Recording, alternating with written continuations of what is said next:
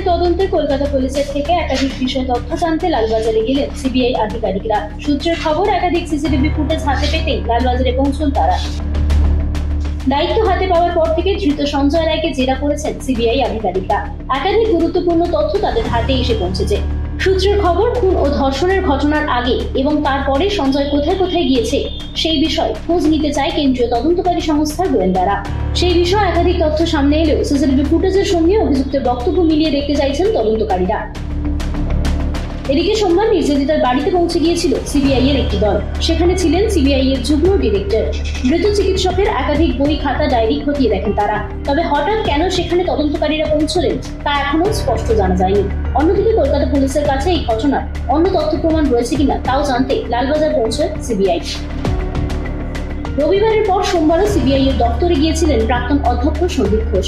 সূত্রের খবর, কয়েকটি প্রশ্নের উত্তর খুঁজছেন তদন্তকারীরা।